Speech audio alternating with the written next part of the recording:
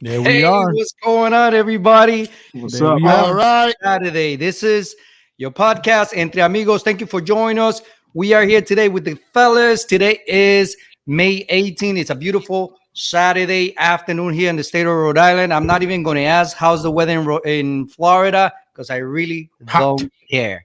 I'm not even going to ask. I don't care. 98. You don't have to ask. I don't care. So we have a great show for you guys tonight. Thank you for joining us. We hope you guys enjoy what we have prepared for you. And what's going on, fellas? Talk What do to you me. know? What do you say, guys?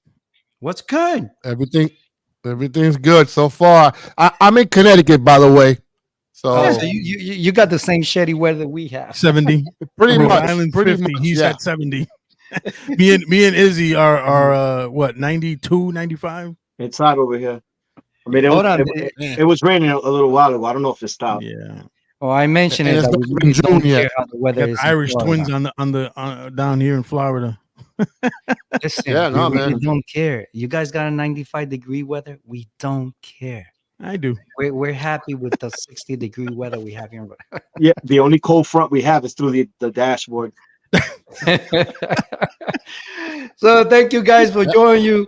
Thank you. I also would like to say thanks to everybody that's been following and liking our page. Our follower group has been growing. We Yep. appreciate that.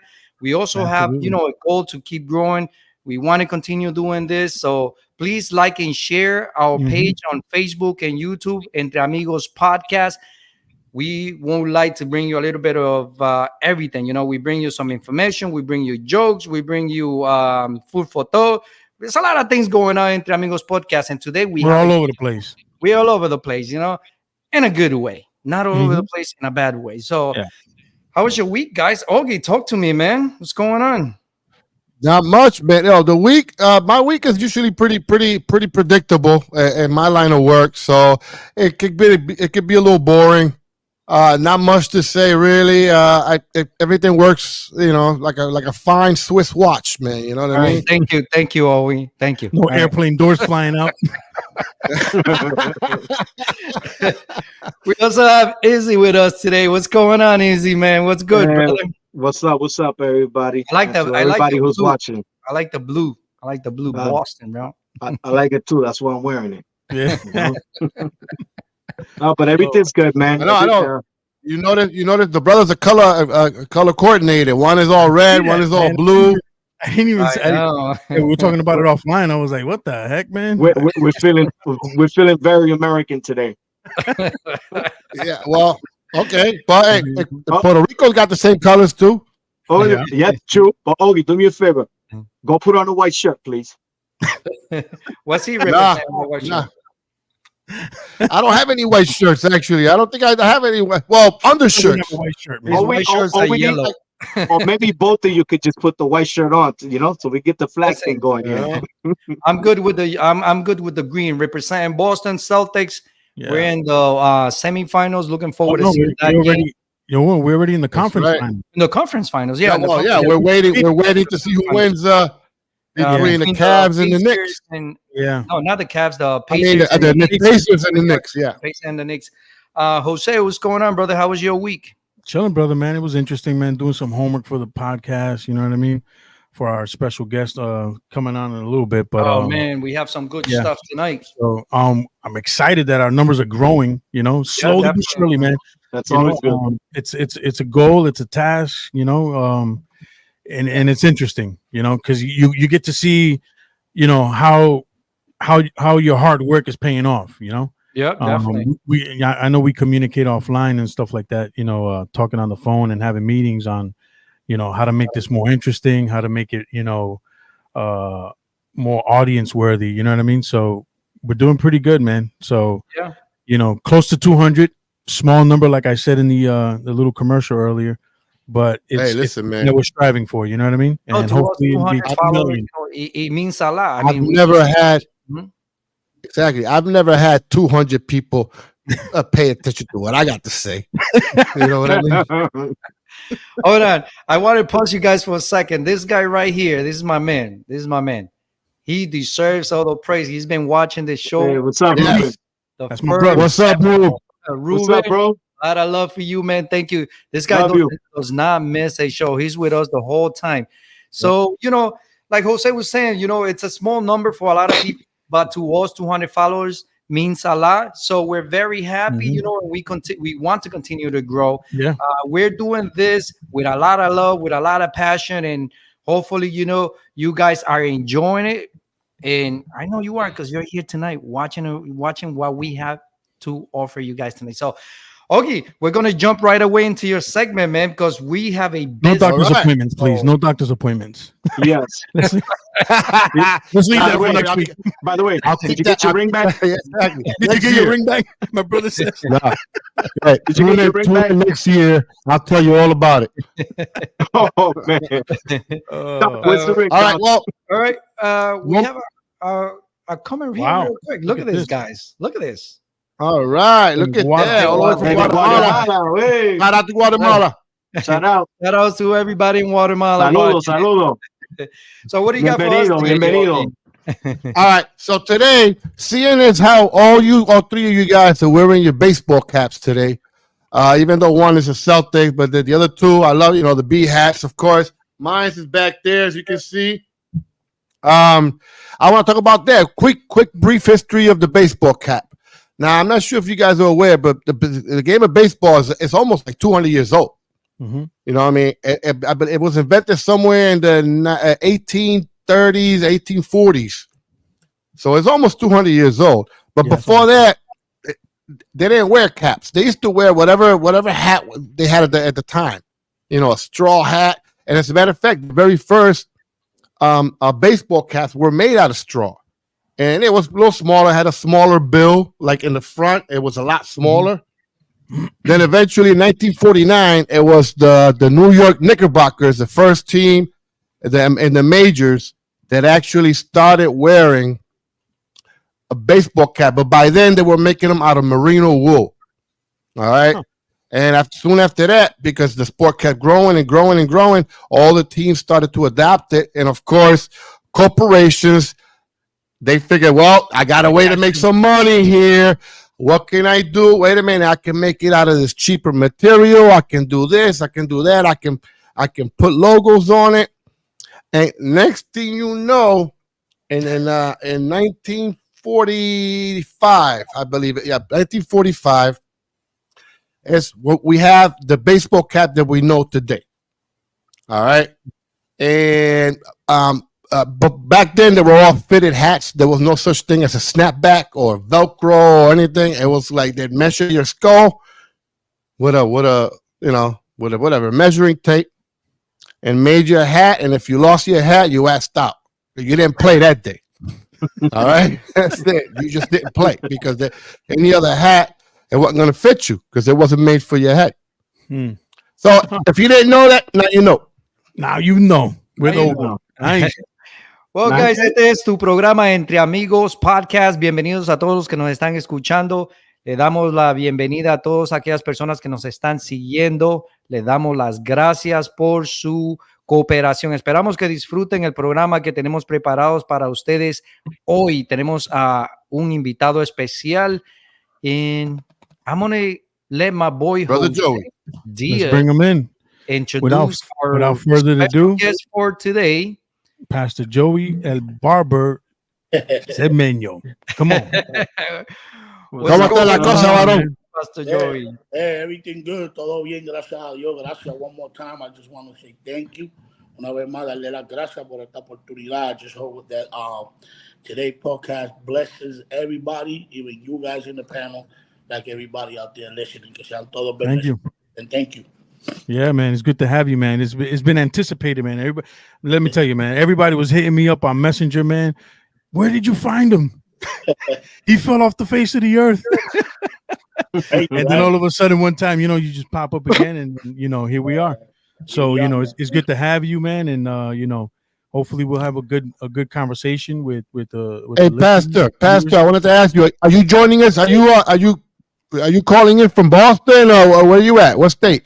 Well, I'm in Florida. I'm in the city of Oh, Lakeland, Florida, okay. where it's 95 degrees right now out there. Yeah, I heard. It's hot. We're rubbing it in. All right, hold on. I just want to say something. We really don't care how hot it is. Nah. Puedo entenderlo, it's okay. It's all right. You know that New England weather, man. We're desperate for some like 80-degree weather. I ride a motorcycle, so I can't wait for the nice sunny weather. You know, because Yeah. Yeah, even yeah. though, even though you guys want to know something, even though that the winter wasn't that bad around here in New England, you know what I mean? I think we got No, like it was not. storms. You know, still, man, it's a lot of days that we go through that we do not see the sun. We see nothing. You know, Yeah. so Listen, I only used my snow machine twice this year, That's and good. twice last year too. It's So twice too the many, last, man. That's I know, twice but too the many. last, I mean, dude, I live in Connecticut, man. You know, usually get a fucking 20 snowstorms in the winter. You know, only got two. Yeah, hey, I don't miss it at all. Do you miss it, Joey? Nah, not at all, man. Tell you, Izzy, you miss it? I'm gonna be honest No, with you, not bro. no. I I don't miss the snow. I like the cold, man. I just don't like all that snow stuff. But Yeah. I'm with you. I love winter, man. By the way, that cold, hace falta cuando hace esta calor aquí. Yeah, definitely. Yeah, I bet. yeah. I'll just get in the car and turn on the AC, man, if I want to. Yeah. You be trying to run. You be trying to run for cover out here, bro. Yeah, I'm good.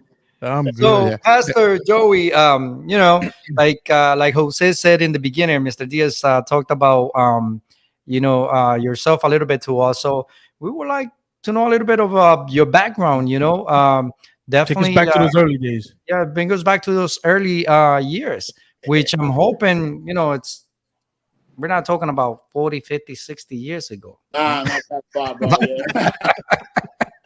La barba, Look at la though. barba. La barba, yeah. Nah, I'm around that corner from Papá, mira, brother, te voy a decir una cosa, te parece a Moisés un poco, brother.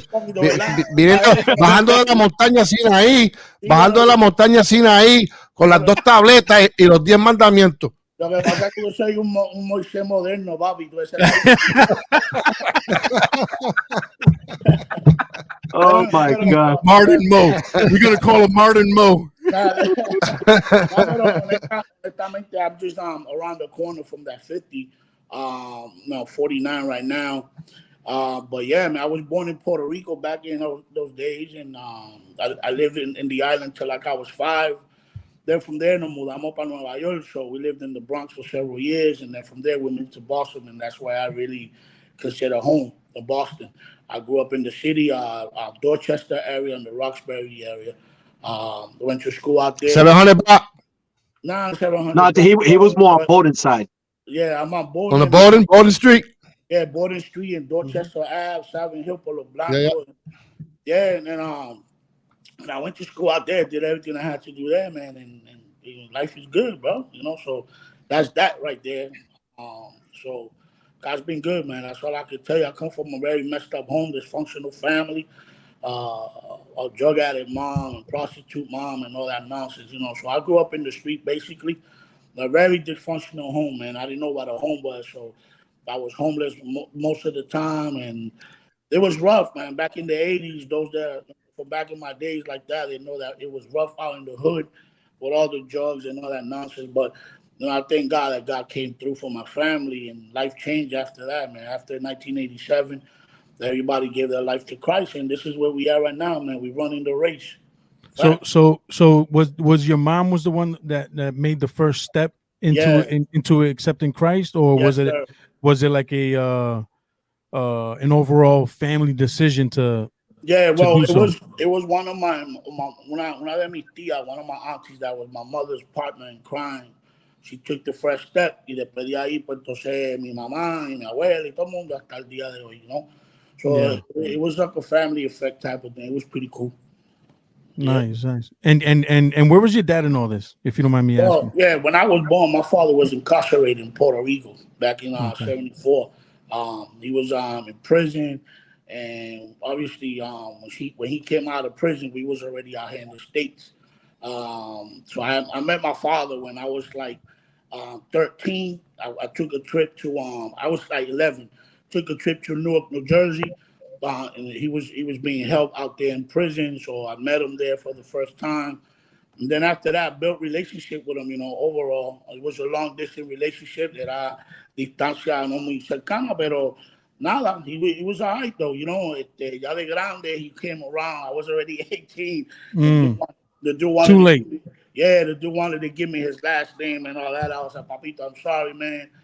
I forgive you for everything, but I've been carrying a different last name and I'm not changing. So Is he still around? I'm sorry, yeah, Omar. no, he passed. He passed already about 6, 7 years ago. Yeah. Did you go? Did you attend? Yeah. And Well, yeah, man. I was, I forgave him, but like I said, you know what I mean.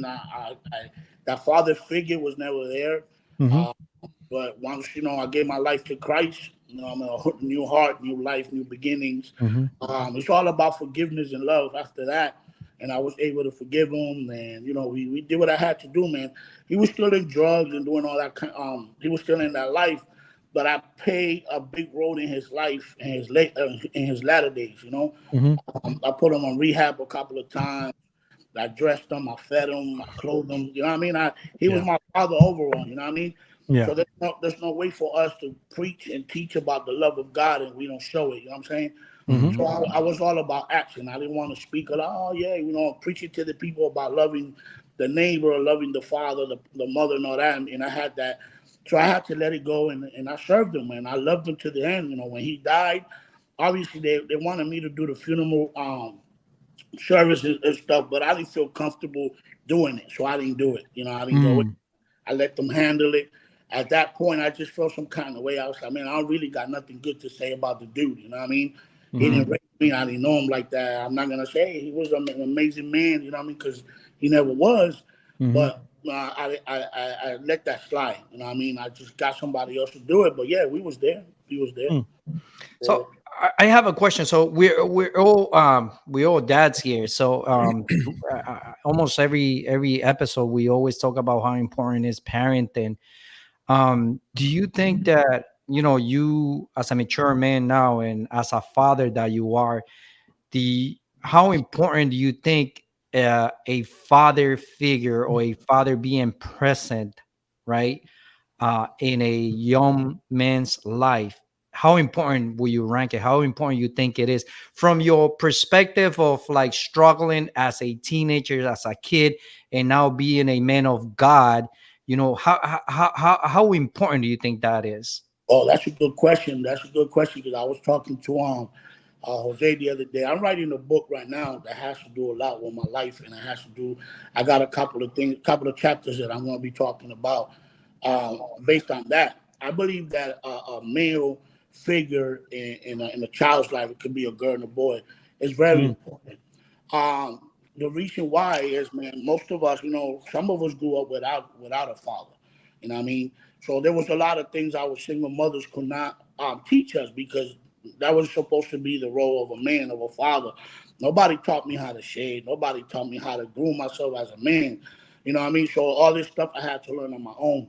So I believe it's very important to have a male figure in a child's life because they can learn a lot of stuff. Some of us come from a real harsh life. Like right now, I got the best kids in the world because the stuff that I had to go through made me the father and the man that I am now to be able to have a balance with my kids. You know what I mean? We cool and everything, but when I have to take that role as a father, I'm gonna take it. I'm gonna discipline you. So I think in my life, one of the things that was lack of it was discipline, character, somebody that would put me like in the right track. Mhm. My mother was out there, man. I hardly saw my mother. My mother was in prostitution world, bro. She would go out there, prostitute, use drugs, leave us alone for days, bro. Sometimes when days I didn't know where my mother was. You know what I mean? So, and I just want to make a quick parenthesis. It got to the Mhm. point where I needed in my life when I was a kid. I needed a father. I needed a man figure, and I remember not only once, not twice, but many times. Some of those men my mother be with, I'll be coming to them. You know how we Puerto Ricans be actually la bendición, el papá, la mamá, mi bendición, papi, whatever. So I would come to these dudes and I had bendición, and they would beat my ass like you had no idea. You know what I mean? Get away, man. You're not my son. I don't know who the hell are you. And that make me cry because deep inside of me, I needed the attention of a father. I was needing that men figure in my life. So, it played a role in my life. Now that I'm old, I think about it, and I think that is very important for the man to be involved, even if you're not now. If you have kids and then you separated from the mother, whatever, but you still we gotta step up to the game and be that man. But like, you listen, things didn't work out between you and your mom, but I'm still your father. You know what I'm saying? Let's work things out. So it's very important for me. Now, I agree, 100%. yes. I agree Now, too. now, how was the transition? Because I know I mean, my belief is, is I think it's a little hard to transition from any change, from one change to another. So was that transition hard for you? Did it take time? Where the streets still calling you? Was it still calling your mom? Did you have mentors? That geared you away from that environment as you continued in Christianity. Yeah, the challenges was always real, man. All I knew in life was the hard life. Easy money, drugs, and it was the transition was crazy. When my mother took that step into church, obviously, the way we grew up, it was way different from how it is now, man. We had a lot of people that used to get interested on helping people. So thank God somebody was able to help my mom out in the transition. But for me, it was frustrating. It was a drastic change. We came from living la vida loca into now getting rid of all this stuff. Like, oh wow, no more music, no more stuff. So the transition was kind of crazy. The streets always call my attention. No, I'm not gonna lie to you. I'm in the church at the age of 12, 13, but I was escaping from the church to go into the street corner and hang out with the boys. You know what I mean? Because that was my life. That's all I want. That's all I knew. And I thought my life was gonna be that forever. You know what I mean? I'm gonna go up in the street. I'm gonna be like my father, etc., etc. But the transition was, somebody had to show up. You know what I mean? Somebody had to show up and take interest in helping me. I was a troubled kid. You know what I mean? In that, I had a lot of traumas. I had a lot of issues. But yeah, the transition was kind of difficult, but you know what I mean, when you put your heart into changing, you could do it, man. You know what I mean? Some of us sometimes, macho, para este loco no hay quien lo cambie. Yeah. No hay quien lo cambie, porque tú ni yo, none of us can change people, man. People gotta do it and wanting to change in the inner self. It's all about them wanting the change. We can't force nobody to change. So eso fue lo que pasó en mi casa. We all decided to change, and here we are, man. Nice. That's Nice. awesome. So Go ahead, Ogie. it was a conscientious effort by everybody. It was a group dynamic, a group decision. Listen, we gotta stop this bullshit. We gotta find Jesus. We gotta do something, because if not, this family's gonna be destroyed. Does that sound about right? Yeah. And the most impacting thing about this is like the change my mother. It was like a 360 like that, bro. It didn't take her a year or 2 years, 3 years. It was something fast. My mother started using drugs when she was 12 years old, bro. To the age of 35. To the age of 35, that's when she got to church. And she found Jesus in her life. That's tough. It was quick. It was quick. The transition, the Holy Spirit, God Himself there. My mother gave everything for God. So her testimony, her change, her lifestyle, the way everything's changing, it was pulling my family into the church and finding Christ, because she was a living testimony of what transformation and redemption is. People say, man, she redeemed. My mother didn't do no program, no nothing, no 12-step program for changing. It was a thing that only God could do and transform people, and that's what happened with her. She was delivered instant, and everybody, man, my family was like, man, we want to be just like you. So I know. I remember your mom. She was a huge part of my dad's life. Huge mentor. To my dad, and counselor, even a mom at times. When he was going through his divorce, and so she was always there and present, and always pushed my dad to be a better version of himself. To the family, and so I know exactly what you're saying about your mom, and you couldn't even tell, knowing your mom when we met her. You couldn't even tell she was even involved in any of that, unless you even heard it. Does. Yeah, she's just like you would see a regular old church lady, and real nice, man, very loving, She could sing accepting. too. Oh, and beautiful, beautiful voice, man, singing. Yeah, Oh my God. she could Yeah, sing. I remember that. yeah, absolutely. Easy. Absolutely. Yeah. So Yeah. earlier, you have talked about, after you met your dad, and he tried to have a relationship with you. I'm sure that as an adult, you must have been holding a lot of grudge, como enojo Yeah, y yeah, Mhm. como right. resentimiento. Yeah. Mi pregunta es, ¿cómo tú pudiste superar esto? How were you able to surpass that? All the remorse, all the anger that you had, and when you finally broke through that stage of setting yourself free, how did you feel? That's a good question, brother.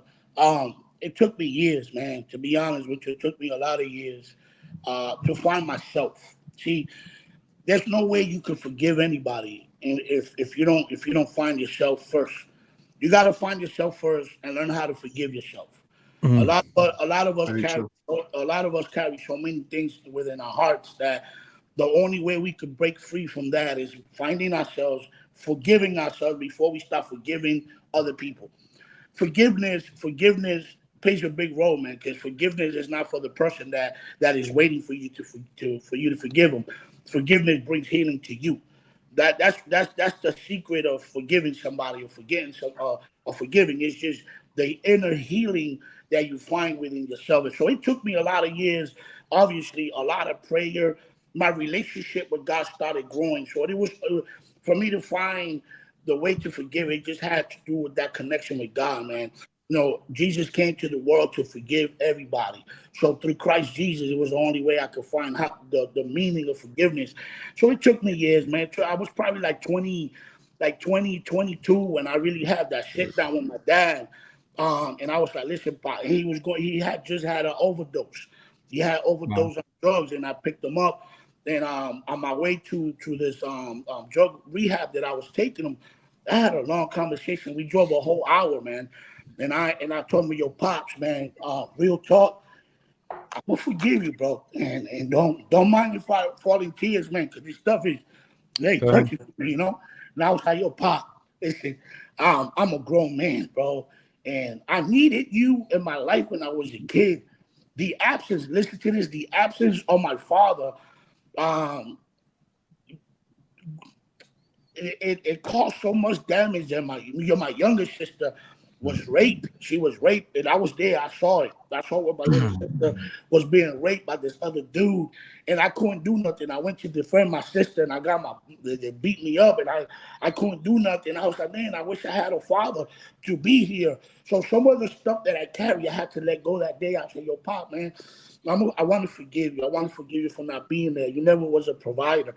So it was through God, man. If it wasn't through God, I tell you what, bro, I would not be where I'm at right now.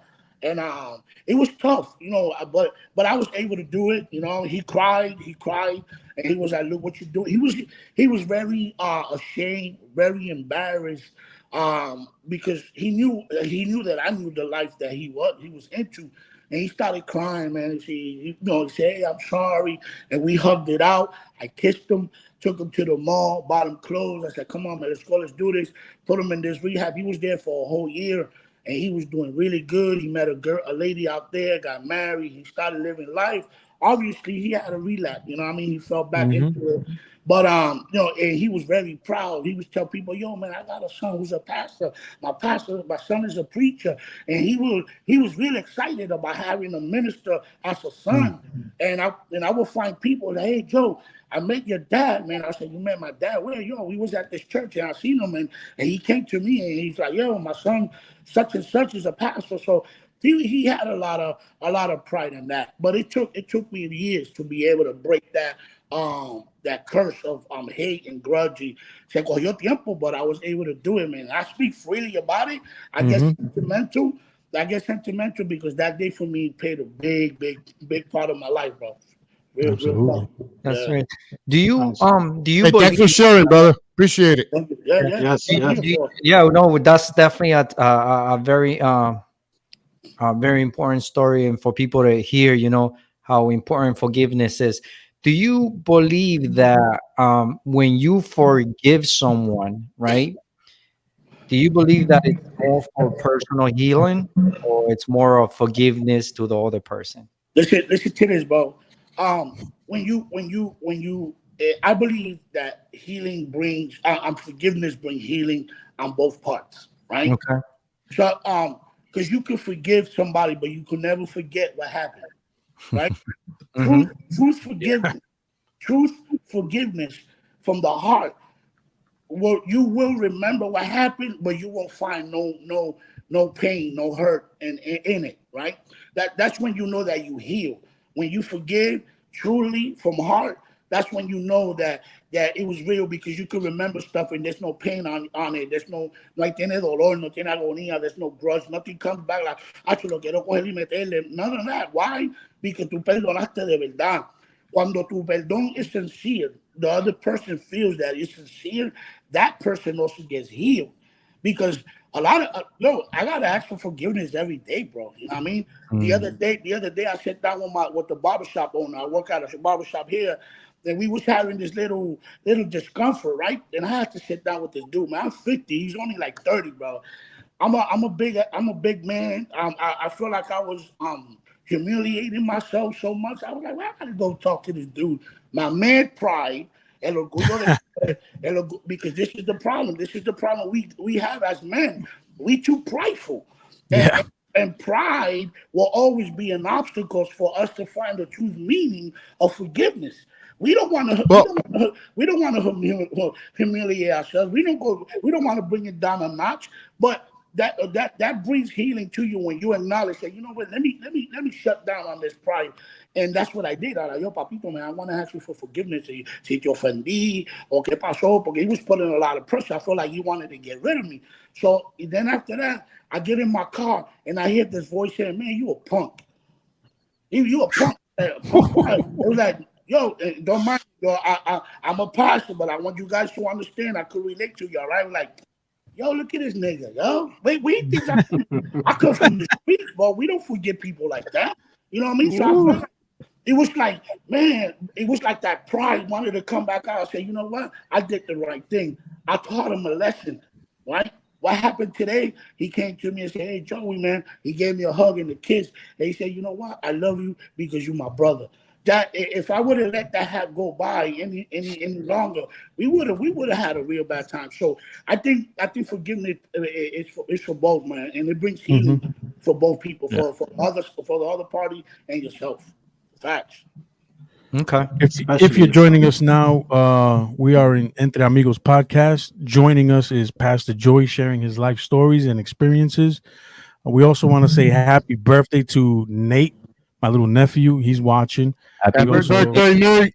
birthday. Everybody say happy birthday. Come on, people. Let's do Happy this. birthday. Happy Happy birthday, Happy, man. birthday. Happy happy birthday, birthday, Nate. Nate. Are we Also, singing we want happy birthday to him? Who is that? Whose birthday is it? is Nate, Nate. Prisi's Oh, son. Yeah. oh, Nate. What up, Yeah. Nate? And we also He's want to give still a shout watching us. out. What up, We also nephew? want to give a shout out to KK. KK's watching also, man. Hey, Michaela. KK, we love you. We love you, Michaela. Yo, All the kids are chiming in. Mr. D. Ogie, that Ogie KK is Rosie's daughter. Rosie's daughter. Wow, Okay, got it, got it, got it. I Yeah. got a Mendes question. daughter. Mendes What up, niece. KK? Yeah, I got a question for you, Mr. Diaz. Ruben, What's right? up? That's your brother, right? Ruben? Joven, Yeah, sí. Ruben. Yeah, I yeah. was there earlier, right? El Hey, Yeah, boricua yeah. puertorriqueño. yeah. El Boricua Hunter. Oh, no, el Boricua puertorriqueño. That's right. Uh, Ah, I'm glad. We love you, I'm Ruben. glad you mentioned the barbershop, what was that? incident, because it brings me into my next question, which is how did that become something? Because I know you were really involved in the church. When did you make time for this? All right. I started. Let's back up real quick. Go ahead. After all that forgiveness, after all this good Yeah. stuff happened with my family, I started preaching when I was 16 years old. Yep. At the age of 16, I started traveling the world and going to different places. That's how I came across the Diaz family. You know, Yes. we became part of the same movement at one point. Yep. And the Diaz and I, man, we used to do some traveling and some freaking traveling for hours in cars. Let's go to New York, let's go to Connecticut, Yeah. all the Yeah. right. So I've been doing that for a long time, 34 years to be exact. And Wow. I remember when I was 17 years old, some lady came in my house and she prayed over me, and she asked to put oils on my hand, and I let her pray, and she gave me a word. She said, this is what I'm putting a talent in your hand. This is God speaking to me through her, and with this talent, you're gonna sustain your family. This is what you're gonna live off. I was like, I'm 17 years old. All I know is just preaching. I didn't want to go to school. I didn't want to do anything. All I wanted to do was just ministry, travel, and preach. Right. Hmm. So came to find out later, um, I was I got married when I was 26. At the age of 25, 24, I'm already cutting hair, and I'm like, whatever, you know what I mean? So I didn't take it serious. It was something that I wanted to have fun with. And one day I remember the voice of the lady, this talent, and I learned on my own, man. I didn't go to school. I just used to go to a barber shop, and I used to see the barber working, a good friend of mine, and I was like, man, I want to learn. He was like, you want to learn? Or get some equipment. I bought clippers and all kinds of stuff, but he put me in a shop right next to him in Dorchester. And One by American Food Basket. I don't know it's Augie from Boston, but everybody that is from the hood knows American Food Basket right on Dudley and Columbia Road right there, right? So they had a barber Yeah, shop. I used to work there, dude. You did? Well, oh, He probably got a haircut. that's crazy. So, No, so I used to work at American Food Basket, man. wow, that's crazy. Well, downstairs, they had a barber shop and a hair salon on Yep. it. So I go in there with a Dominican friend of mine, and he's the one that taught me how to do some things. And from that point on, I've been doing it for 26 years now, man. Wow. Yeah, man. Now, was it a hard transition getting back into that environment? Because you see everything at a barbershop. Yeah, well, Being that you were already established preacher and traveling and whatnot, getting back into an environment like that had to be a little challenging. yeah, it was a little iffy, man. It was a little iffy. I'm in the hood where I grew up, Dorchester. So there was people I knew left and right. People would come in and out. But the good thing about it that the people I was working with, they were already Christians. You know what I mean? There were people that would go to church. So Gotcha. the music was church music. The environment Okay. was clean. So that was pretty cool. But I worked in a lot of other places throughout the years that were not. Yeah. So once you go in there, once they know that who you are, man, they pay you respect. You know what I'm saying? Hey, Yeah. the pastor. Obviously, Yeah. you can control the profanity. You can control the music. The shop is not yours. You're just there to make money. Concentrate on making money and live with it. You know what I mean? Gotcha. I used to go in there prayed up. I used to pray up. Oh, and I was good. You know what I mean? Because Yeah. that's the thing with a lot of church folks, man. They think that everybody else in the world is going to contaminate them, bro. So they Mhm. don't want to fellowship with the people because they think, oh, Yeah. God, strike You them out. contaminate yourself. Yo, Yeah. bro, tell you what, man. Jesus used to sit on the table with prostitutes, man, and alcoholics and all kind of junk. You know what I Mhm. mean? Wow. Yeah. Jesus was a party animal. I'm gonna tell you what. A lot of people got a concept of Jesus that is not right, bro. Mhm. Jesus used to love party, man. He used to always on una fiesta, and he used to enjoy parties, and he used to fellowship, and fraternize with the outsiders, not the church, He and not stay away from the religious people. That's what he Yeah. yeah, always did. He exactly. came to the So African. once the people learn how to live life like this, bro, you can work anywhere, man. People Yeah. gonna respect you because Yeah. you don't mock them, you don't just push them away. Like, yo, what's up? And I always once I had, because my story is crazy, man. Because once I found myself in God, bro, it was different. Because there's a lot of people that follow the church, but they don't know who Mhm. they are. They don't know Yeah. what they want in life. You know what I'm saying? So they become exactly what everybody else wants them to be. Yeah. For They follow others. yeah, for example, the Diaz and myself, right?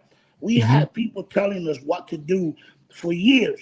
So there Mhm. was an inner being that wanted to try and be something, right? But we couldn't be that because everybody wanted us to be on this image. And that frustrates us, man. I'm gonna tell you what, the church, the religion stole a lot of privileges from us as when we was growing up. Mhm. That's why there's a lot of people that are church hurt. They don't want to know Mm. nothing about church. They don't want to know nothing about pastors. They don't want why? Yeah. Because the church system hurt them so bad that they have a bad. They love God, but they just have so much hurt and so much wounds that they're afraid to make it to the church. That's why I keep it real. I preach in jeans. I wear my hat. I let them know, listen, I come from where you are right now. You know what I mean? Because I was church hurt. You know, I'm going to tell you what, I was exactly what people wanted me to be. You know, Joey the preacher, Joey the pastor, Joey this for so many years. To one day, I'm frustrated. I said, man, I don't feel right. There's something wrong here. And bro, man, I found myself. I was like, you know what? Why can't I be myself? How am I gonna sin or fail God by me being me? And I had to have an encounter. I opened that book and I saw it and I looked at the mirror. I said, you know what? The heck with what the people gotta say. I'm gonna live free and free for Christ, and I'm a free bird, bro. That's Simple as good, that. man. You know? Yeah. Well, guys, this is your podcast Entre Amigos. Right. We would like for you guys to, if you like what you're listening to, you guys love the show, please, we ask you to share the good news, share this program. I got a question. No, we got you. We got you. Always ready to ask a question. I got a question. I got a Share question and for like Joey. this podcast. Joey, I got a question for you. All right. Yes, I sir. need you to talk to me. Tell me about the craziest, most absurd, ridiculous haircut request you ever got. Bro. Mhm. Well, we get them every day, bro. Every day. I think, The bald guy with give me a fade. not even that. You know what? The craziest, the stupidest, and the craziest cut that people could really ask, bro, is when those heavy metal guys come and they want that crazy spiky stuff like way up there. Okay. All right. All right. And then, yo, that is the most ugliest cut, and people request that, and then they want you to throw color in it too. So it makes it like, boy, are you serious, guy? To me, I think that's the craziest stuff that people ask me for. And one day I had a guy had a gender reveal for his daughter, and he wanted me to dye his beard one side blue and one side What pink. the heck? No shit. Really? Yeah, bro, that was the first. That was the Definitely first. different. Yeah, pictures on Instagram. I was like, this dude is crazy. But hey, those are the two craziest things that I've been in my It's- barber life. It's like me and my brother right now. We're doing a gender reveal right now with a red and blue. Right? All right. Now, here's my I'd say, last wait a minute. question. These are neutral What did you colors. charge for that? Well, I'm in Florida, man. I'm in Florida. You guys are expensive over Prices, there. prices up. Nah, man. Prices over here cheaper than up north, bro. En Massachusetts está ridículo. $30 for a haircut over here. Yeah, how much? 30. Yeah, we about the same, nothing different. But I charged him my arm and the leg. You know what I mean? Because he wanted color. He wanted color. He took me out of my comfort zone and everything. I was like, Papi, that's gonna cost me $95. Hey, as long as he's willing to pay for it, that's okay. Hey, no, he paid the $95 and he gave me another 60 on top of that. So it was, There you go.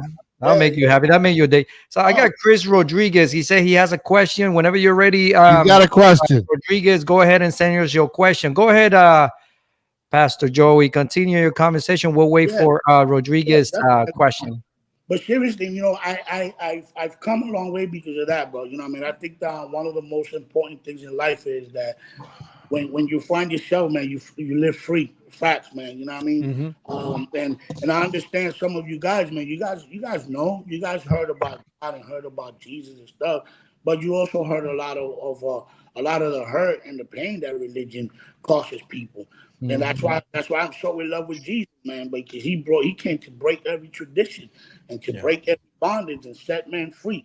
Why we want to have people live in captivity where they've been freed already, man? We don't want to cage the people into something that man made. You know what I mean? I open the cage to people. Hey, you free, man. Live free. To forget all that nonsense, man. I'm gonna teach you some real biblical principles that is gonna allow you to understand what salvation is and et cetera, et cetera. There you go. Chris got your question, bro.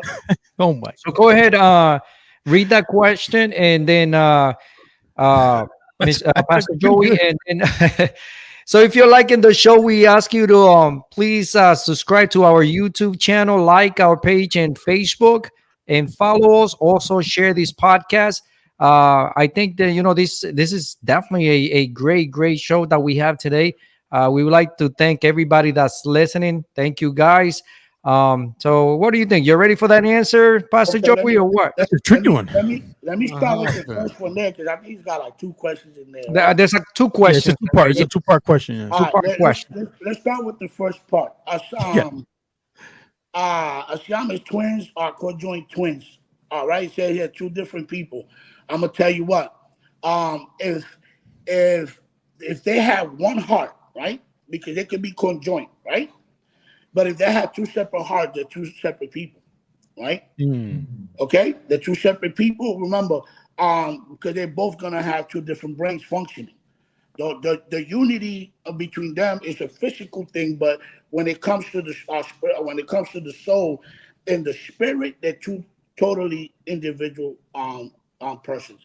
But I never seen a case where they conjoined like that and they only had one heart. I've never seen that happen. That'll be a whole different research because now it's one heart and two brains. So it's complicated. But I'm gonna stick into what I know that is a proper answer for you. If they conjoined that, but they have two different hearts, two different brains, they're two different individuals. They are two different people, but remember, they're both not going to think the same. They're both not going to want the same thing. They both have to become in agreement, in one accord, to be able to function as they grow, if they get to grow to a certain amount of ages. I hope that answered the question. Now, yeah, I think I know why he brought this up because I saw an article probably last week of the conjoined twins that got married. Okay. So I think that's where that's coming from because it is a good question because you're like, how's this gonna work? Right. You know, you're not just marrying one, you're marrying two now. You're married too. Now, You're a PIMP. right. That's why right now that's why I say that they have to come into one accord. Yeah. Maybe the one wanted to get married and the other one didn't want to get married, but they got to come to one agreement to make things happen. And I guess that's what happened with them. They were both agreeing and said, "Hey, let's do it." You know what I mean? Yeah. So, hey, what can you say? They both got Two for the married. price of one, I guess. Two for the price of one. You know? That was a good question, though. That was definitely a good question. I was No, trying to figure it out. that was a weird question. No. That was a weird question. And actually, you know what? It actually is weird too. And I'm trying to figure that in my head still. Now, But I think from I know where that question is coming from, though. I think I know where that question is coming from because recently in the news there was these two conjoined twins that they had a reality show. We got a 30-second delay. They got married. He just said the same thing. Yeah. So me as a pastor, my point of view, I don't condemn it. I don't curse it. Why would you? I can't do that because they have individual feelings, bro. They're two. Yeah. They brothers. They no matter. You know, they're brothers or they're sisters. But and I haven't seen the information, but it's all a mutual agreement, man. The Bible says that. Even the Bible says, man, que si hay dos que van andando juntos y no se ponen de acuerdo, they're both going to go into a hole. So they got to come to an agreement to be able to live life. You know, que se gocen los dos el pan. Fíjate de eso. Exactly. Y también, mira, te me callas tú. Yo estoy hablando con aquel. Tú no te metas. That's double the arguments, man. I don't know if I can handle that, bro. Yeah, that's too much work. Never mind. We're gonna find out about them later on. Oh yeah, absolutely. So, Pastor Joey, right? I have a question. So, reflecting, right, on your journey on this earth, right? Because we do understand that life is a journey. You know, it's a walk. It's a path. Reflecting on your journey, for everything that you have gone through, the good things and the bad things, what is the thing that you are most grateful for? I don't know if you guys are going to understand this, but I'm grateful for salvation. For the salvation of my soul, the forgiveness of all my sins, and I'm grateful for the sacrifice of Jesus Christ on the cross on my behalf. That's it, bro. Oh, wow. That's good. Straight to the point, homie. Can't get straighter than that. I don't care what arrow you throw at it. Hey, every day I wake up. I don't wake up because I wanted to. It's grace. his love, his purpose, his plans, his whatever God has intended for me to live. I wake up every day because he's gonna allow me to live it, man. He's a God of fulfillment, bro. Yeah. Yeah. Go ahead, this guy down there's got a question. What's up, bro? I gotta ask this question. Well, actually, it's more of a not a question. It's more of a it's gonna be part. It's part of obviously part of the program here. But how would you talk to Pastor Joey? How would you talk to a person, a non-believer? How would a non-believer, somebody who does who's an atheist or agnostic, right? How would you approach that person to maybe say, you know what, let me see if I can get this guy to come to my side. Right. Okay. What's your argument there? But I really don't have any arguments, man. When I have the opportunity to come and speak to a non-believer, and then because you have a non-believer and then you have an atheist. They're two different kind of people, right? Because when I have the opportunity to have an encounter with an atheist or a person that don't believe in anything, I don't attack them. I don't come talking about Jesus or crazy. I got to build a relationship with this individual. My relationship with this individual and the way I carry myself with this individual is gonna open the door for me to introduce. Cause he's gonna, man, yo, how come you're so cool, man? How come you're such a kind person, a loving person? And that's the door right there that I'm gonna utilize to go in. The reason why I'm kind and I'm loving is because I found the lover of all things. And he's gonna ask me questions. Who's that? Well, Jesus. And who's Jesus? And why am I? And we start breaking it down to him to bring him to him. I'm not going to supplicate him with a lot of information because there might be a lot of information that you know what? I don't even want to talk to you no more. So it's about baby steps to get to where we want. I don't try to force anybody to come in because Christ himself, Jesus himself, is a gentleman and he does things in a very loving and caring way, bro. You know what I mean? He knocks on the door. If he opens, he comes in. And if you don't open, he says, hey, all right, I'll come back next time. So this is the best way to approach people like that is with patience, love, and opportunities, man. You know what I mean? We go out, we go eat, we play bowling, we do everything that he wants to do that I could do, that I'm allowed to do. And I just build friendship first, man. And after that, then I introduce my friend of all friends that never failed me once, and his name is God. You know, I don't try to force anybody. Good. It's the last one coming from me. All right, the last one, then you guys can do your thing. Okay, all right. Hey. So what would you say? I'm not sure if you're aware, you paid attention to the state of politics in this country right now. Where basically you have, you got Democrats, you got Republicans. The Republicans, they think that they're the Christian party. They're the ones they own the Christianity, right? Or so-called Christianity, right? And then how do you what's the word? How can you differentiate between the type of Christianity that you practice as opposed to the type of Christianity that most Americans practice? And when I say that, I mean, I'm not sure if you're aware that there's such a thing. There's a saying that goes, there's no hate worse than Christian love. All right. Because Christians, American, and I want to say maybe American Christians, a lot of them, right? They say they're Christians, but then in the same breath, they don't want to help their neighbor, especially if their neighbor is from a different race or from a different socioeconomic background. They want things, but only if they earn them, not because they're giving it to them for free. Like, because according to the Bible, Christian and Jesus said, welcome the poor, help your neighbor, love, But at the same time, I see a lot of Christians.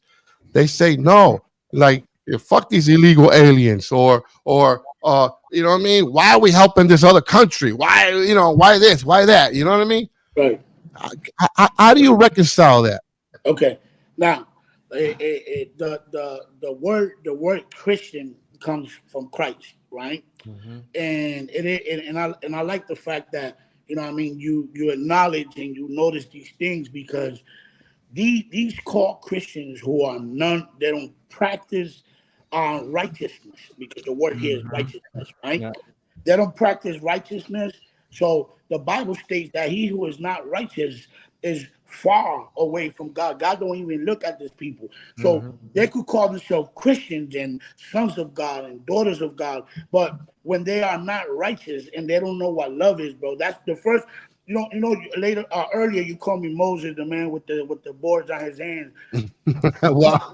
Listen, when Jesus came to the world, one of his first teaching was, I give you now a new command. I'm giving you a new command, and it's to love thy neighbor, love each other. The Christianity was founded and it was based on love. So now you got a lot of people who are, for example, let's be real blunt about this, right? You got the African American Christianity, right? And that they still live in their mind. They are still slaves because they live according to history and not according to transformation and redemption through Christ Jesus. That's why they stick to themselves and they attack the whites and they attack everybody else because they got a persecution that is in them and in their mind. And to them, when they come into an encounter with Christ Jesus and they become free from the inner bounds and interchange and captivities, then they're gonna be able to preach a gospel that will love the white, love the Islam, and they start living a different life. So not everybody that calls themselves Christian are Christians because the real Christians are those that follow Christ and they live according to the laws of Christ. Love the neighbor, feed the hungry, dress the unclothed, and visit the ones in prison. Yes. Take care of the widows, take care of the orphans. That's the true Christianity. Yes. You know what I'm Mhm. saying? Don't tell me, oh, I love God. And again, I'm showing otherwise. So there's all kinds of different Christians in the world, and it's sad to say, primo, de verdad te lo sigo honesto, the Latinos, they got a lot of haters within the Latino Christian community. Verdad, verdad. Es verdad. It's all over the world. That's why in that day when we all come in front of God, a lot of Christians gonna be like, "Hey, remember, I used to be a preacher. I was a pastor. I was a deacon. I cleaned the church. I was loving." Da da da da. And Jesus was gonna be, "Hey, but you had a lot of hate." Me, really? Mhm. Yeah. You didn't get along with your mother. You didn't get along with your brother-in-law. You didn't get along with your mother-in-law. You didn't get along with your cousin, your sister. When you have all these kind of Christians with inner issues, traumas and dramas, bro. First, before I go to you, Ogie, and I said, brother, man, Jesus love you. I gotta learn what love is first. What it I really can't, means. I can't, as a Christian, I can't preach to you love if I don't have love in my inner circle. If I got Mhm. issues with my mom, I agree. or my dad, or my cousin, there's a lot of Christians, there's a lot of fake Christians out there that they call themselves something that they're not. They try to live something that they don't practice. Feel me? So Mhm. that's why you got these both parties. You got the Democrats and the Republicans going at it. They're a whole bunch of hypocrites to themselves because they want people to 100%. live something that they're Mhm. not willing to live. They're not willing to live. Exactly. There's a man in the Bible. I'm about to get out of here. Listen, there's a man in the Bible, Paul, the Apostle Paul. Paul came to a city and he told the people in the city, why you guys put a yoke on these people that you guys ain't willing to carry yourself? Now he's talking to the Pharisees and the teachers and all the people. Why you putting this yoke on people? And that right there is exactly what we live every day. The church wants to put a yoke on people that the church is not willing to take. You got a lot of fake pastors, a lot of fake preachers, a lot of fake teachers trying to put yokes on people that they're not willing. They're not. You know how many Mhm. pastors I hear every day? Oh, we got to go out there and preach to the people on the street, and homeboys home eating, getting fat and lazy, but they want the church to do the job so that they could Mhm. get the applause. It don't work like that. Yeah, Oh, that's that was deep. deep. That's deep. Yeah. I like that Hey, answer with the thank you, sir. That, I that's a appreciate good answer. the response. Yeah, and it's definitely the reality that the Christian church is living nowadays. You couldn't have put it any better. Now, I have a question. Can you tell us a joke? Because I know Christians have a great sense of humor. So Man, I don't mean to put you on the spot. We need a joke over here. just think about it for a minute. Tú estás con tu amigo en la iglesia, you're hanging out, you're having fun, and then boom, the pastor cracks a joke and everybody starts laughing. Come on, come on, give us a joke. Qué duro me la pusiste, papi. Oh man, Hey, I tell you what, Tú tienes que estar listo para todo. So come on, give us a joke.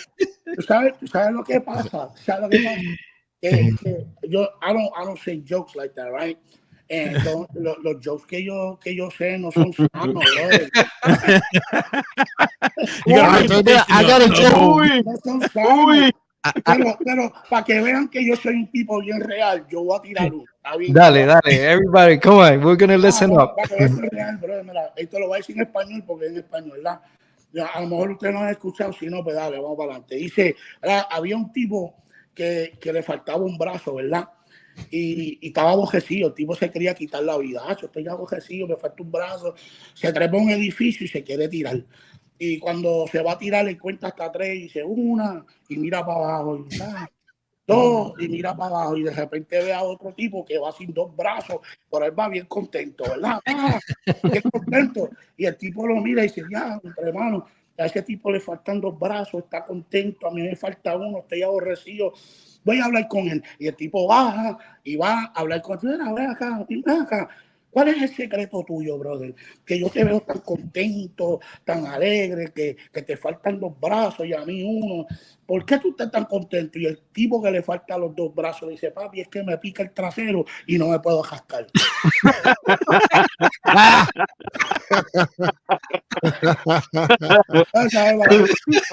Hace muchos años que no digo chicos. Nice. Oh my God. Nice. Nice. oh my God. Oh, that was good. Ustedes me tiraste All right. That's cool. There you go. Oh my God. What Izzy, what's your joke, man? What's your joke of the day? I don't have a joke for Nah? Jose? Don't ask me for jokes, bro. All right, I got one. I'm sure you got one from Boeing 757. I got one. All right. So what happened was the other day, my grandson was over here, my oldest grandson, Gio. He had to do his homework. So he asked me, he came, Grandpa, what's the difference between theoretically and realistically? And I'm like, oh my gosh, so how do I explain this to this boy, right? He's going to be 10. He's 9, he's going to be 10. So I'm not sure. How do I explain theoretically versus realistically, right? All right. So I said, okay, so all right, Papa, listen. Go to my wife, go to your grandma, right? And ask her if she would sleep with the mailman for $500,000. Right? So he goes, he asks her, hey, and he comes back. Yeah, Grandpa, she said that she would sleep with the mailman for $500,000. So, all right, son. All right. So now go upstairs and ask your auntie, all right, if she would sleep with the FedEx guy for $500,000. So boom, kid comes back. He tells me, Grandpa, yeah, she would. She said, fuck yeah, she would sleep with the guy for $500,000. So then I said to the boy, all right, write this down, son. Okay. Theoretically speaking, we're sitting on $1 million. Realistically, I'm living with 2 whores.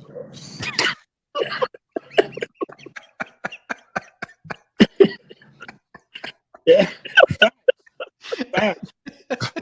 Yeah.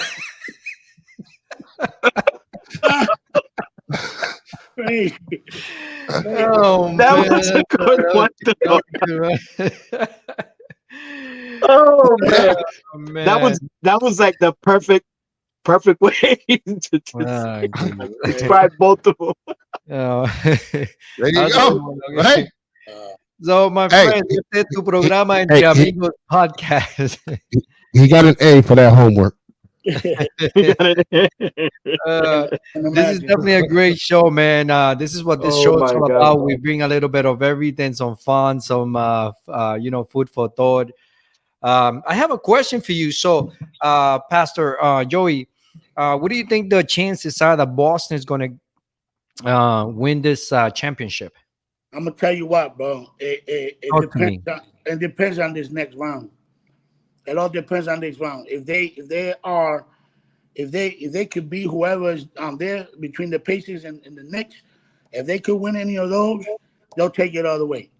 Now let me ask a question. Who do you think is the easiest road to winning a championship? The Knicks or the Pacers? The Pacers. Damn, well, the Pacers. I think the Knicks. I think the Knicks bring more problems. I see the Knicks, bro, more than the Pacers right now. The way I see the vibe, the energy, and all that. I think the Knicks, brother. Seriously. But like I said, man, whoever takes it and comes and face us, I think we got a chance to just beat either one. It don't matter.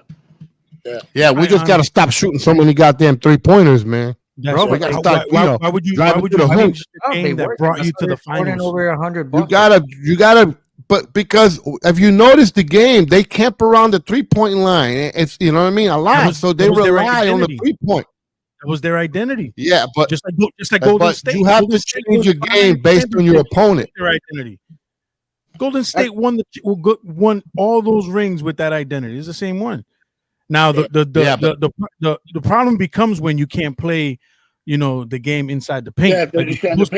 That's what I'm saying. They don't know how to play inside the paint. They do. They do. They made it to the conference finals. How are you saying they don't? That's because it's easy. The East is easy, man. We offensive and defense, man. We are right, man. Where we gotta be.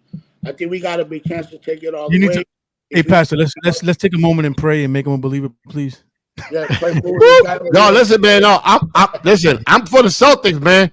Shit, I've been to in the last 2 years. I've been to 2 Celtics games. Yeah. I think we got to. Dude, I was at that Celtics game back in November when the Celtics beat the Pacers by 55 points. I was at that game. It was a slaughter. It was like it felt like it was NBA players versus high school kids. Yeah. That's crazy. I mean, we can't win them all, man. You know what I mean? Yeah. That's just the way. The Celtics won by 55 points. Oh, you're talking about that game? Yeah, because they had lost close ones. Yeah.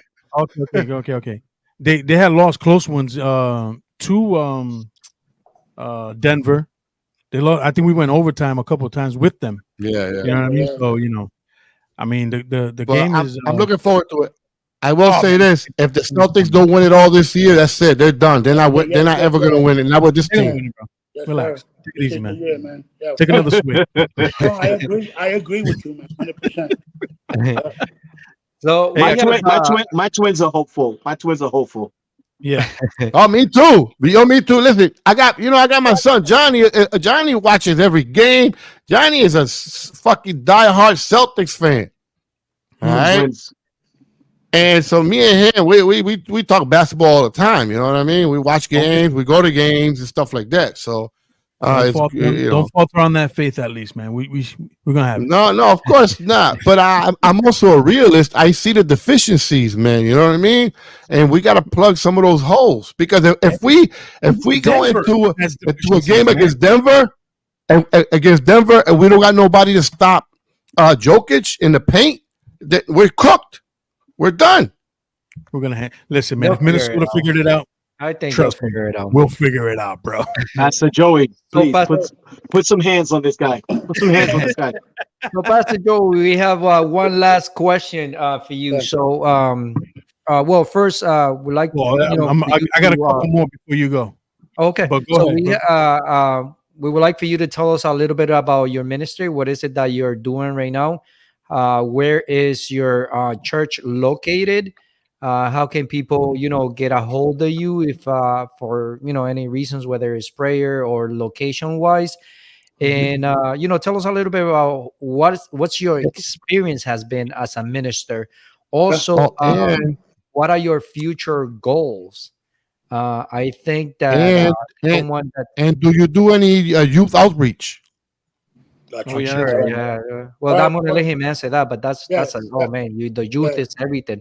So definitely. as as you move forward, you minister, what are your goals? I'm pretty sure that someone that it's in your level at that stage where you are, there has always there has continuously be a new goal that you have to reach. Right. There's always a new setting. So can you tell us a little bit about the minister, the things you Yeah, do, and what are definitely. your new plans and goals for this year? Yeah, right now, well, after 34 long years, I'm taking a break right now. June of last year, I decided to take what we call a sabbatical. It's just a time off to reset. Um, because bro, we could stay here for hours, bro. Seriously, man. Bro, we got Uh, time. Trust me, no, we ain't be in charge.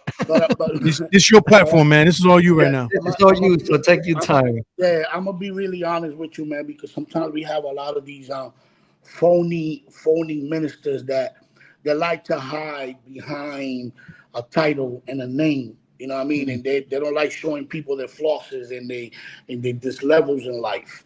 And I'm gonna be really honest with you. Like last year, I decided to close the church. So after 8 years pastoring here in Florida, I closed the church. Uh, Okay. Sorry to hear that. yeah, I had to do it because I was losing myself, and I had to just make a stop and reset. I just went through a divorce recently, after 24 years of marriage. Wow. So I had to put a stop because the divorce caused a lot of pain and a lot of hurt. Wow. And at one point, I felt like I was bleeding. I was bleeding on top of the people that I was shepherding at that time. I felt like I was taking a lot of my frustrations out on the people, and God called me out on that and said, "Yo, listen, man, I paid a big price for these people, and they don't belong to you. They belong to me. So you Hmm. need to take care of them. If they're here, it's because they need for you to embrace them and love them." And I lost myself a lot. I was like, you know what? I think I just gonna need time, and that's what I did. So I've been off the pastoral ministry. I'm going on a year now in June. And Mm. now I'm just under another covering right now. I'm going to another church, helping them out. Okay. And I'm right Yeah, now. recharge those batteries, brother. Yeah. So right now Mm-hmm. I'm just in that moment of resetting and just trying to Yeah. recoup, get my mindset, spirit Yeah. set, and good. Praying to God, I want to do it, man. I've been doing it for so long, man. There's nothing else that I love to do but to just Hmm. love people, embrace people, and work with people. So right now I'm at this church, is helping them out. I'm gonna start teaching some stuff that they need to learn. But there's a lot of people that lack of knowledge, and they lack of knowledge because they don't like to read Hmm. books. They don't like to Yeah. read. They don't like to do research. So my upcoming for the next 6 months, that's what I'm going to be doing: teaching, helping the church community wherever I get to. Mm. Um, Soon I'm gonna be heading up there to Rhode Island. I'm gonna be preaching at a couple of churches in Rhode Island, down to Hartford, Connecticut, New Britain, Connecticut. So I'm gonna be going out doing some So little. you're still accepting invites and stuff like that to go Yeah, out yeah, and do yeah, things yeah, like yeah. conferences Now, and yeah, now as of July, starting July, I'm gonna start okay. heading out. I'm gonna start heading out, doing the ministry and everything. Hmm. More or less, I'm still writing my book, man. Hopefully, this book could be an amazing I was blessing. gonna get into that. Yeah. Yeah, yeah. So I love to read, so I want a yeah, first copy. I'm still writing, man. I hopefully I can get it out before the summer ends. Mm. I titled the book a boy trapped in a man's body. So the book itself is gonna be mind blowing. So and that's my plan is that sometime in January 2025, I'm gonna relaunch the church again, open the church, and just start going. I still got a lot of the people still calling me, "Hey, pastor, when we gonna open?" People still looking Mm. for a church. Man, I had a dope church, man. You know what I mean? Because I was so real with the people, man. You know what I'm saying? Yeah. People I look used to follow it, man. You guys had a good thing going on there, man. yeah, You know, man. People your like daughter, it. especially. You know, your And daughter was is still real yeah, active she's and still doing things. So my kids were really yeah, involved in the ministry, man. You know what I'm yeah, saying? yeah. I saw that. Yeah. They were part Hey, of my ministry. Pastor, Yeah. let's make sure that when that book drops, you come back on hopefully, and Oh we can, yeah. do a little promotion, and Definitely, man. maybe have you read some expert excerpts Yes, from the sir. book. Yeah, You know definitely. what I mean? Make sure If we you want all to make copy, sure we man. all get a copy of it Yeah, too. definitely. Signed, please. Yeah. Ah, Sign. So, yeah. So that's what I'm gonna do now. Just Nice. I'm teaching people around a little bit of my knowledge to just sow a seed of knowledge on people. You know, like I'm not a tech guy like that, but I do a lot of the live sound.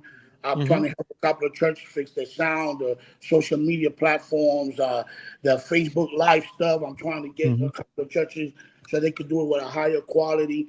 Like I was telling Mr. Diaz, I said, man, I got all my equipment in my storage. Next time, I'm gonna tell you, I'm gonna have a mic, and we're gonna do it right. You know? No, We're gonna do it. We're gonna do it thoroughly. hey, So now, all I want listen, man. You bring the mic, I bring the turntables. Izzy'll start rapping. party. All right. This kids don't know nothing about Run DMC You and bring all it that, back to the Hey, 80s, let's man. go. right? And, Yeah, and repping Bean all the way. yeah. Repping the Bean all the way. Right. Answering your questions about youth outreach. That is something that we was always active, man. We did a lot of reggaeton events out here in the community, man. I had a couple of reggaeton artists in my church. We would go out and do it, you know what I mean? So yesterday I was at one that blew my mind, man. You know how a lot of people got this car shows and stuff like that. I went to one last night and it was dope because it was Christian based. The people that coordinated were all church Like a car people. meet. Like a cart meet, yeah, but Car it was meet. dope, man. They had a lot of kids in there, and they had a preacher, they had music, and it was dope, man. Almost Nice. I think about 200 young people went up there and accepted Jesus Christ as a personal Wow. savior. So Okay. it was Wow. dope, man. So they gave me an idea. I said, hey, we could do something like that in Lakeland. So yeah, man, we just up for whatever the Lord wants us to do, man. Now, I have a sort of a common question for you. So, when we first asked you this question about, your church and the things that you do, you talked about your marriage and, your divorce. Now, um, I was a Christian myself. I don't practice the faith, but I was Yeah, born Christian. yeah, I love God. God is, my the center of my life, but I don't, whenever someone asks me, are you a Christian, I say my faith is, but I don't practice the faith. And the reason why I say it like that is because I don't want to represent Christianity in the wrong way, right, you know and what I mean by that is I don't want you to judge Christianity for the things I do. right. My beliefs are Christian, my faith is Christian. I do not practice the faith. Now, you talked about your church and the things that you used to do, and at some point in your life you felt like you were not giving the church what they deserve, or you were not being I don't want to say as You fluent, but burned out. He was burned out. no. Let me. What would you say? And I know because, and the reason why I'm going to ask you this question is because I know it happens a lot to people that have a stage in Christianity and are real Christians. They preach the word of God. They love those souls. They do what the Bible teaches you to do. But as a human, they reach out, they do so much that they become burned out, and they start losing themselves. Right. And I know a few people that are like that, and they love the souls. They want to do God's work, God's will. So how would you address those people from your personal experience, or how to handle those situations? Because what I know that it could happen is that they get so burned out that they leave the church, they leave God, they end up getting mad at God because they feel like overwhelmed and they want nothing to do. So before that happens, what would you tell those people? What would you advise them to do so they don't end up in the world and at the end up losing their souls? That's good question, and yeah, man, I love it. Well, the word is balance. Balance. You gotta have a balance. If you don't have a balance in life, there's a lot of other stuff around you that's gonna collapse. In my situation, I didn't have it. I didn't have a balance with my assignment as a pastor in the ministry. I didn't have it. All I wanted to do was church, church, church, church, church, ministry, ministry, ministry, ministry, ministry. It got to the point because this is what our ancestors taught us. This is now I'm so like freaking. I want to bust everybody's La head. vieja guardia, yo. This is what our ancestors taught us. No, listen, I didn't finish high school. You know why I didn't finish high school? Because this fool would tell me, yo, Jesus is coming, bro. You got to dedicate yourself to ministry. Preach, preach, preach, preach. Da, da, da, da. I was like, what? That's what I did. I didn't finish high school because all this pressure, the Diaz know these ministers that I'm talking about. And they were on top of me. So there was a lot of things that, like I said earlier, the religion and church stole a lot of things from me when I was growing up. So that's what they taught me. So I thought that was the only thing that was right, man. I was like church ministry. So I had both of my kids. They're raising up in the church, but it was more like a church relationship with my kids. I mean, everything was the church. So lack of vacation, lack of attention to my kids, to my ex-wife. So everything on my surrounding was all just the church and ministry. I didn't have time for nothing else because I thought that if I would unplug myself to attend other things, God was going to strike me. God was going to punish me. God was going to. I think that's the worst thing they do is put fear. Yeah, bro. So I lost. They do. Yeah, I lost myself. And I lost everything that I had. But when it came to my family, because yo, Pa, what are you doing? I'm in the church. Oh, I thought we was going out to eat. Yeah, I'll be there shortly. Short is I never popped up. You know what I mean? So yeah, I'll be right there. I'm just dealing with something in the church. So the church took away from my family for a long time.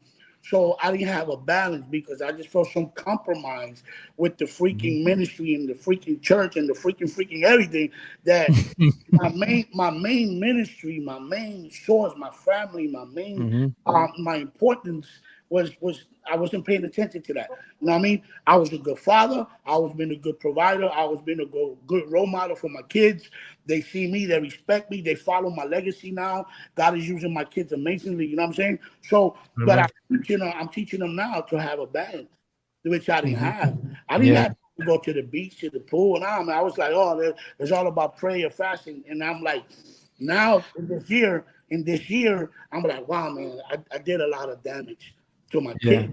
So right now I'm in this whole year, I'm just trying to work things out with my kids. And you know what I mean? Hey man, you know, I know I wasn't there. And like damage control almost. Yeah, bro. So my advice to those that are in ministry and doing all the stuff that they do, and outside ministry, that's got to do with work too. You got to have a balance, man. You got to have a balance. Everything is not work. You got to pull it up, you know what I mean? And family comes first, man, because you could lose your job tomorrow, but your family is going to hold you down. You know what I'm saying? The same things we work for, is the same things we work out of. Right. Because we're thinking that, all right, if I go ahead and dedicate all this time, they'll be all right because they understand. In reality, they don't understand because their vision is not yours is not theirs, you know. And even though that they follow and they listen, they also have their own ideas and their thoughts, their aspirations, their goals, you know. And sometimes it doesn't mix well with what you have going on because that's just part of growing up when it becomes to, you know, kids and even a marriage. You know what I mean? So I think you said it perfectly. The balance itself, you know, it's a perfect answer, man. It's a balance, bro. You know, and I remember one time right before my daughter got married, she came up to me and said, "Yo, Pops, man, I need your help for the wedding." I said, "Well, what do you need? Money, money's there." I said, "Nah, you know what? I need you. I need your presence." And she told me, "You know what, Pop? The church stole my dad." Wow. That word right there, bro, that broke me into 1,000 pieces. Like the church stole you from me, man. This whole thing that I'm coordinating my wedding and stuff. You haven't been around. What's up? I don't need the money. I need you to be part of it. I need for you to. I was like, whoa, bro. Very important, man. I was a wake up call. I was like, wow, hold on for a second. This is some serious stuff. From that point on, I was like, I got to put a hold up. put a stop on some things and let me work with this. You know what I mean? So our kids, sometimes we think they don't notice these things, man. But when they call you out, yeah, they break do. you. They do. They break you, man. Sometimes the kids become the mentor. Yeah. You had a You know question, what I mean? Lizzie? Yeah, I did. What was your question? About the balancing.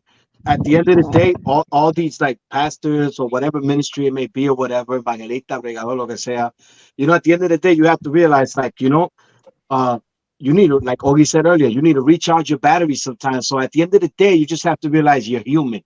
You know, you're human. You need to take a break. You're not Superman. You know what I mean? Take a break. People are gonna understand. Even God understands. Hey, it's too much on your plate. Back up, recharge.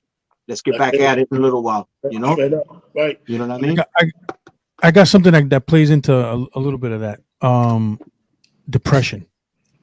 And I'm sure after 24 years, man, of marriage, having that partner that was like, let's do this, let's do that, always 100% behind you, and all of a sudden one day, a split decides everything in the household. How did you manage that part? Was there Yo, now? Do you agree? I recognize that laugh. Where you in that, bro? Where you at? You got your part with me. I'm gonna go over there and knock you off, dog. So we have there's this big Sinclair.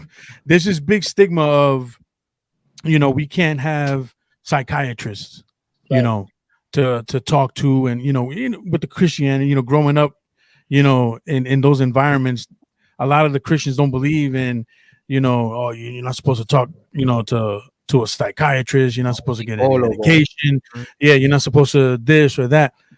But in reality, a lot of people do need one-on-one, to deal with these issues and to have clarity, if they can't do it on their own. What would you say about stuff like that, going through what you went through?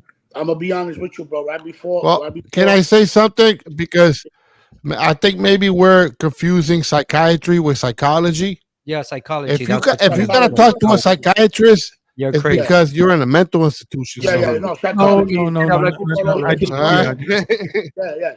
Well, no, there's right before we finalized or we decided to go our separate ways, we tried it all. We did counseling.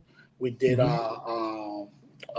we met with psychologists. We couple therapy. We did 2 couples retreat. We did everything we could. You know what I mean? All the resources that were there, we used them all. Vacation, you name it.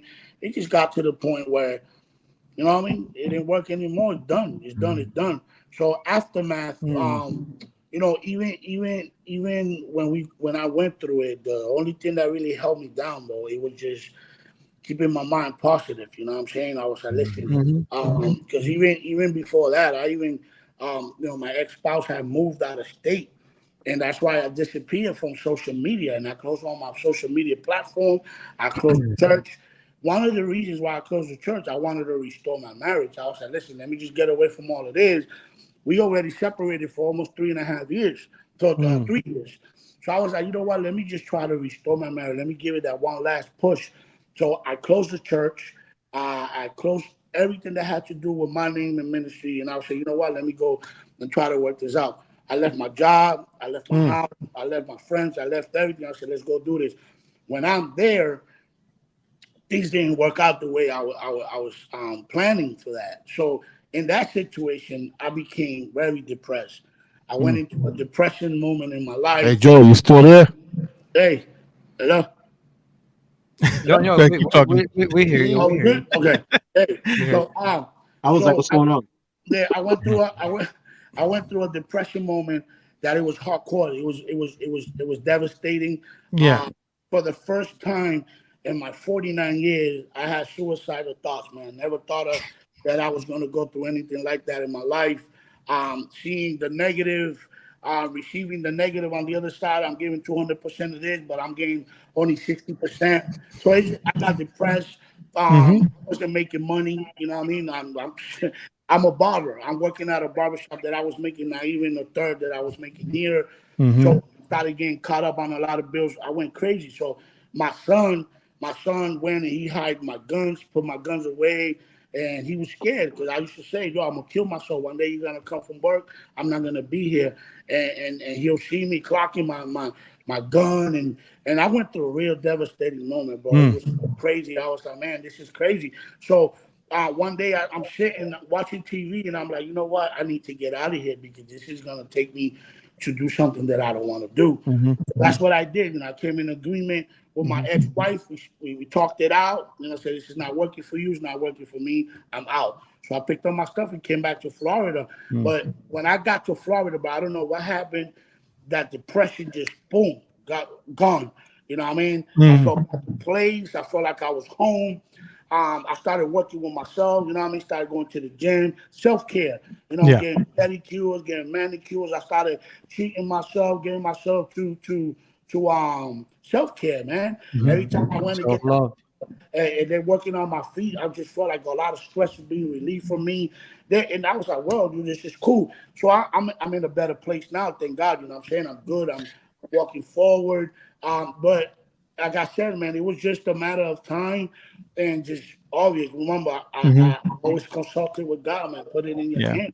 You know what I mean? Because it don't matter how good of a man of God you are. We all gonna go through a moment that you're gonna get depressed, stressed, trials and and tribulations. yeah, man, you gotta take that face off, man. You know what I mean?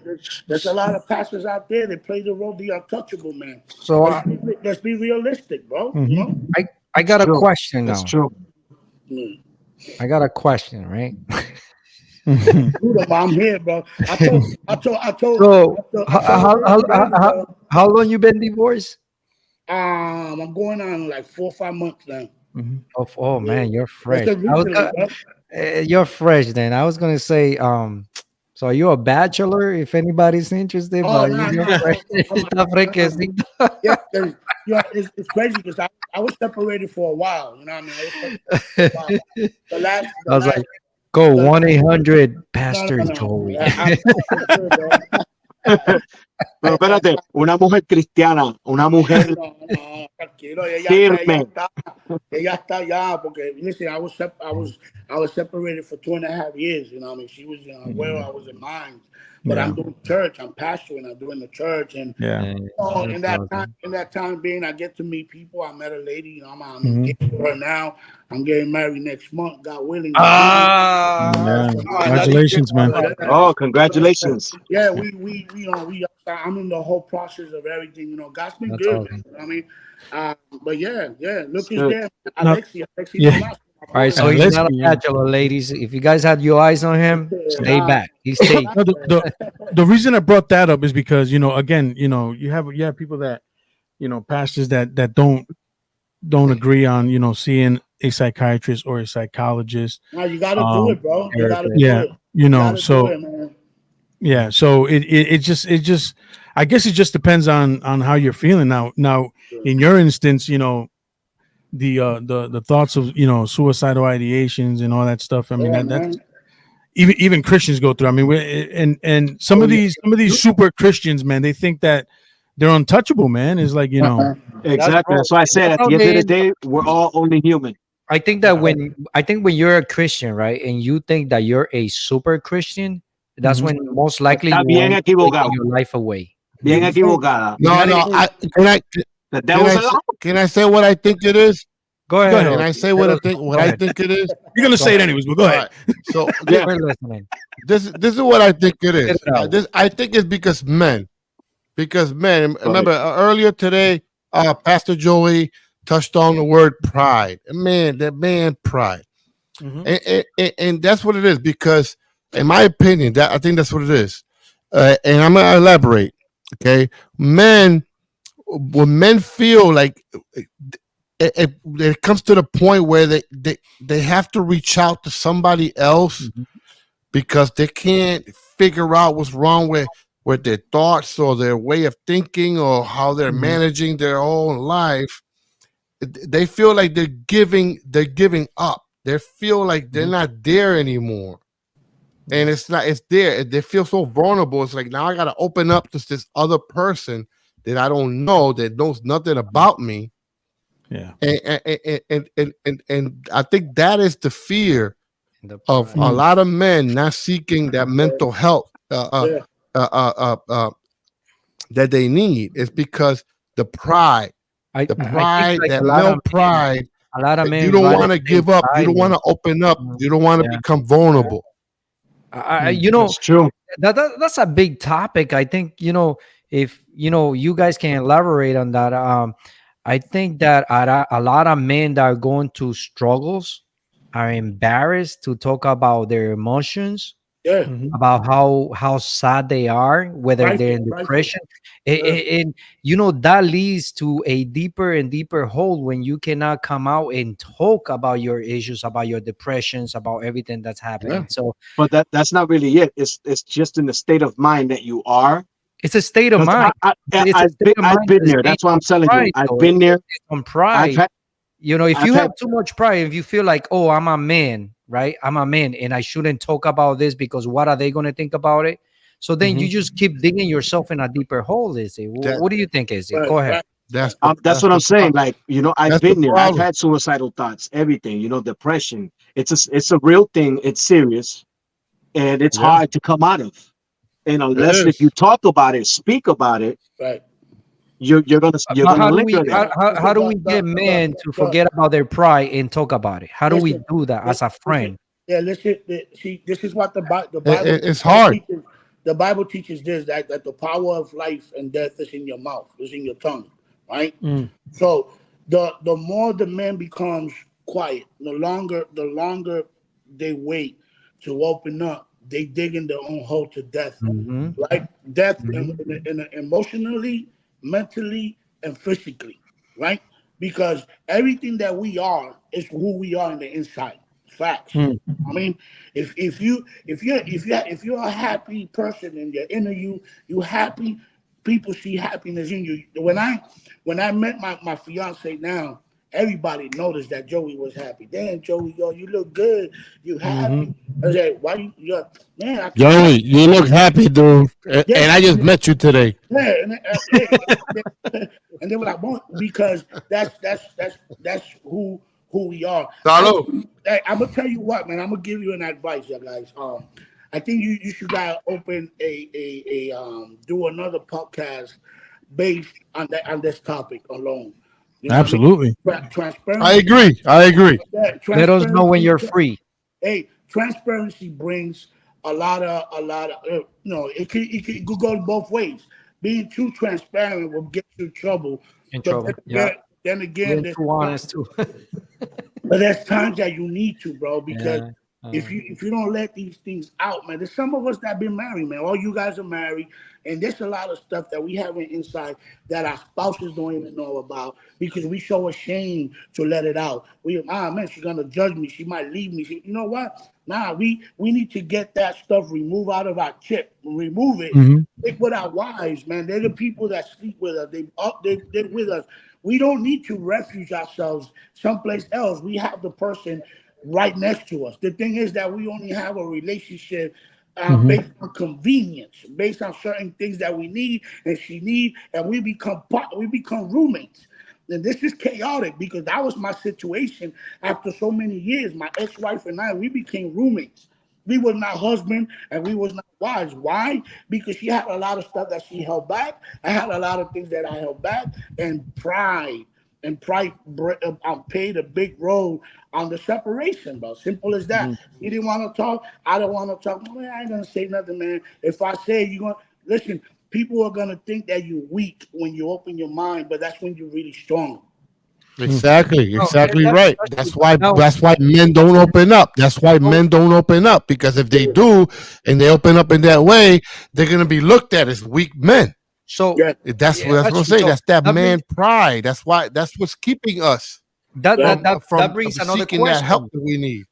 That brings another question. So you're married, right? And let's say this person is married, and this man tends to open up to their significant other, the wife, yeah. or the girlfriend in the serious relationship, and this man expresses his emotions, his feelings. He lets them know how he's feeling.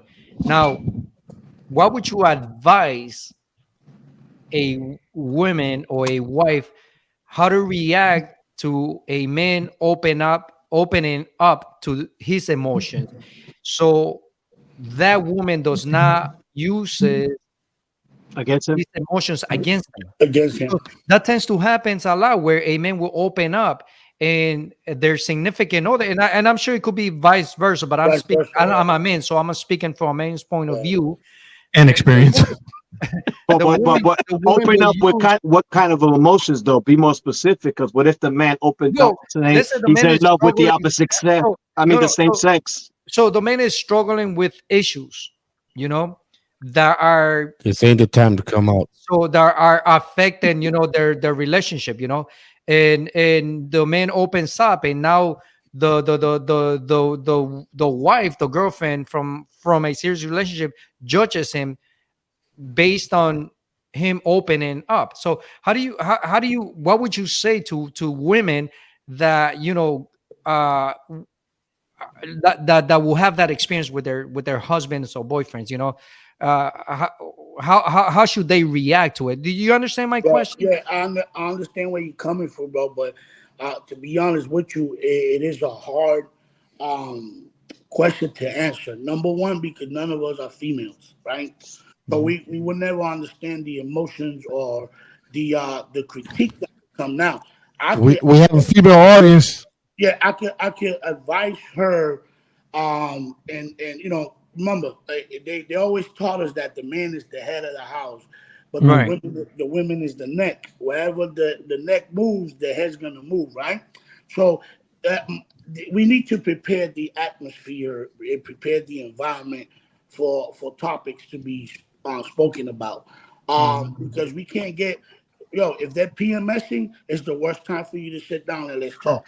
Just Don't go do buy it. him ice cream, man. That's Yeah, just yeah, our opinion, yeah, ladies. That's just our opinions. yeah. No, because no, it's not an opinion. They know It's that the themselves. truth. Okay? No, so No, we, no, we it's need, it's our opinion. yeah. Well, okay. I don't know, about okay, easy. I got so Yeah. It's like, it's, I'm not it's, gonna argue, but it's yeah, the truth. it's Hey, something. there's one thing Ogie told me. Ogie taught me one thing. Sorry to interrupt everybody. Yeah, yeah, yeah, yeah. The woman's always right. That's it. Yeah, yeah. Okay. All right. I'll leave it there. I'm not gonna say Yeah. nothing. Well, happy But to wife, be, happy life, Happy life. right? yeah, but to be honest with you, I think the if I was to say it in a pastoral point of view, Mhm. it's like they say, man. It takes two people to argue. It takes two people to fight. Just like it takes two people to remedy anything, to fix anything. So I think if the woman is open minded and she really loves this man and this individual, she's supposed to be that muscle for him in the midst of anything, and no matter what. You know what I mean? That's what love does. You know what I Yeah. mean?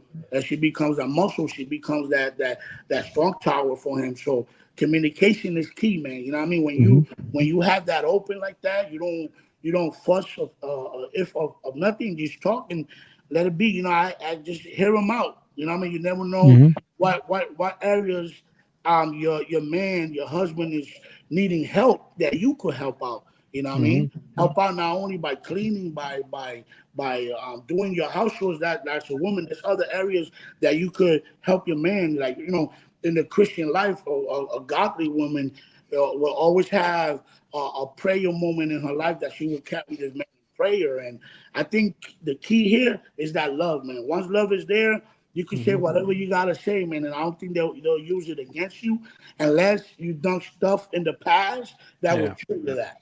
I think it comes in where you don't talk and they do find out, it becomes a problem. I Yeah. think that's I Yeah. think that's the I think that's the case. You know Yeah. what I mean? And You for know. for all the men here, like que some hard asses and they're too proud of you, man. Just watch the Notebook, man. You'll loosen up a little bit. Exactly. Yo, Yeah, uh, the Titanic was a divorce movie. The Titanic, yo, you know what?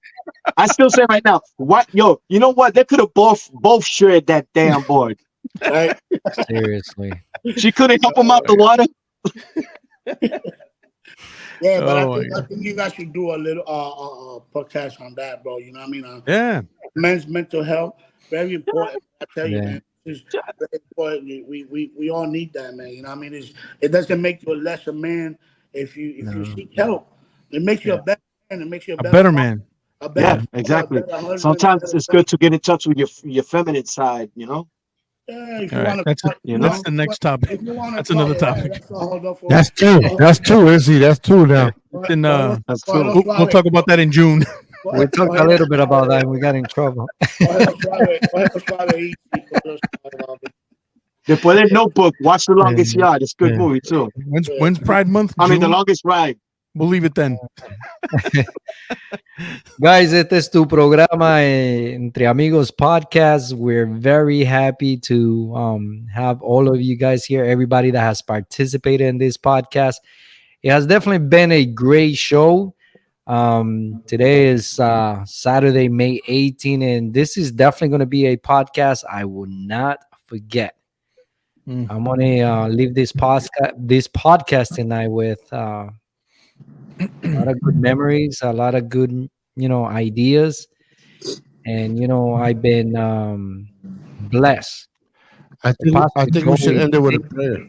Yeah, no, thank you very much for joining us. Stop it.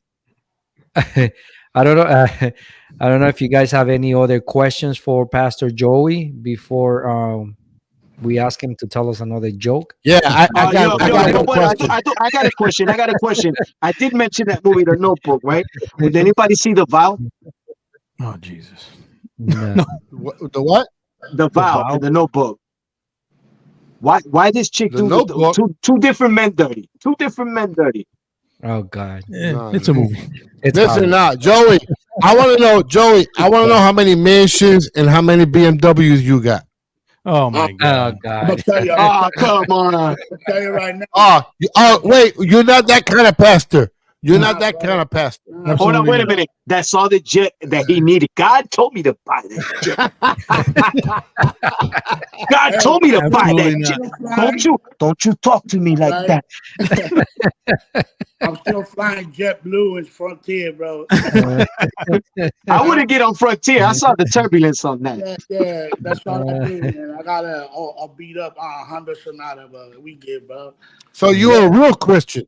Yeah, man, I'm just humble like it is, man. I ain't trying to. Hey, if the Lord blesses me to get one, I get it. You know what I mean? Nothing wrong with that. Yeah, Nothing absolutely. wrong with Mercedes and Nothing wrong with that. That's totally right. Listen, Nothing wrong I with that. think You know, I think that a lot of people say that they wanted they said they make $1 million and they say, oh, I want to thank God because he helped me make $1 million. I think that's wrong right there because God does not help you make $1 million. You prepare yourself, you educate yourself to make $1 million. yes, sir. So if you're a Christian and you have the education and you work hard, you could be a Christian and be a millionaire. Of course, You know what I'm saying? Or you can go to the gas station and pick the right numbers. In other words, like God gives you the tools. It is up to you how you use them. You know what I'm saying? But then again, when God starts blessing you, what are you required to do as a good Christian? Just You bless help. the need, man. You Help the bless. need. Bless the need. Listen, I know a lot of people. Listen to me. Not by I know a mansions, lot of people. Rolls I Royce. know a lot of people that are not Christians, and they're always helping. Right. They're always donating money. They always Yes. doing a lot of things. Yes, And you I know what? agree. I agree. Hold on. And it's a universal law that if you bless, no matter whether you're Christian, whether you believe in God or not, it's a Pass it forward. universal law that if Pay it you forward. bless, that blessing comes back to you. So why do you see They call it karma. 100-fold. it's a universal law. So why do you see a lot of people that their fortune just keeps growing? Why? Because they just the blessings they do keep growing. Yeah, They're not cheap. They don't become like the Grinch. Sometimes With it their don't work money. like They that, just though. keep blessing, huh? Sometimes it don't work like that, man, because a lot of these people, It's a a lot of these universal pastors law. and preachers take advantage of the fact that they don't Okay. pay no taxes. This is going left. That's Real quick. different. We're talking about people. Yeah. We're talking about people that are blessed and they bless other people, so their fortune continues to grow because it's And Izzy, please tell us No, about but- why you But hold on, hate wait a minute. pastors so But much. don't confuse it. Don't confuse it I'm not- between the people that are out here, these little small churches doing exactly what you're saying, and don't confuse it with the big people with the mega churches that are buying mansions and they got the need to buy jets and the need to Listen, buy those people, Bentleys if and you all that. pay All right, attention to those people they're are taking not advantage of the blessing the fact poor. that they don't pay Those people taxes. are That's not what it going to is. the hospital and visit the sick. Those people are not donating their money. They're just pounding everything together, put everything together. They're focusing. Hiding. They're hiding. Hey, But But that's what I'm saying. But what I'm saying is, when you're speaking of that, people are gonna say, "Oh, maybe these mega churches, these some of these preachers, all right, some of them, oh, listen, oh, all these God's mega blessing them." churches, No, they're blessing themselves, man. listen, all these mega churches, if you have common sense, you know that they're just making themselves more wealthy. You don't even have to be so spiritual to notice that these people are not spiritual. You could be a Yeah. non-believer and know these MFs are taking advantage of the people's Eso faith. mismo es, la That's MS está what they're detrás de doing. ellos. They're taking advantage of Guys, people. But that's another subject. guys, Don't give me all Yeah, hype. that's guys. all. Listen, I want to man. take. I want to take some time. I want to take some time and acknowledge a lot of people on the comments section over here. They're putting a lot of comments, giving us a lot of love. I'm sorry that we may not have enough time to address every single question or every single comment, but we will do our best moving forward. You know what I mean? I want to say Thank you for shout out watching. to Laura Lopez, Chris Rodriguez, Johnny De Leon, Wait, Pastor Jose Cruz, Pastor, Sounds like club you night know, on a Friday. there's a Yeah. whole bunch Keep of it people going, watching keep it us going, right now. keep it Hey, going, hey, keep it thank you going. for watching, Yeah. everybody. Thank you for tuning in and supporting Entre Daisha Amigos Jones. podcast. We hope to keep seeing you. Please share the podcast. You know, help my people out here with their podcast, help them grow, and Yes, keep sir. tuning in every Saturday at 6 o'clock. If you have questions, just keep Pastor, we asking got to them. do this again, brother. I appreciate you. Oh, by the way, any topics you want to hit, throw them up. That's it. I appreciate the invite, man. And I'm here I anytime. know. Anytime you guys need it, just let me know, man. I'll come with you, and I'll be part of whatever topic you guys want to talk about, man. Eso es, Joey. Eso es. Thank you, man. Yeah, Thank you for definitely. sharing. Thank you for really sharing. A lot of Yeah. people wouldn't would have shared the way you did, and you did. You know what I mean? Yeah, man, I'll just do what I gotta Appreciate do. that. Yes, I got You know, a lot to be thankful for, man. So earlier, I earlier, believe that, Joey, because I remember you from the past, man. You always took Christianity like serious. yeah, man, appreciate you, Easy. Thank you, Yeah, man. early, you're someone welcome, made a man. comment How's your about sisters, by the way? They're all good. My sisters are good, man. I got my younger one's still in Boston, and Okay. the other one is up there somewhere in the near Bedford, Rhode Island area. Uy. Everybody's good, yeah, man. Everybody's Tell them say hi. yeah, definitely. Sure will, brother. Yeah, man. And I so wish you early, the best someone made in this new relationship, man. Yeah, thank you, Y que yo te ayude, man. You know, Yeah, appreciate you, bro. Thank you so much. God bless you, early, man. someone made a comment about transparency, referring to you, Pastor Joey, and I think people appreciate that, especially nowadays in Christianity, about you being transparent and speaking your mind in a truthful way as a Christian. I think It takes a lot of cojones to put your life yeah, out there. yep, Yes, yes, it really and did, I think man. That's people why I appreciate appreciate it. that a lot. I definitely appreciate you coming on to the show, teaching us your wisdom. We hopefully we can make you a regular guest here in our show. Anytime. And like we always say, this show is about friends that get together and have all types of conversations. We cover sports, news, religion.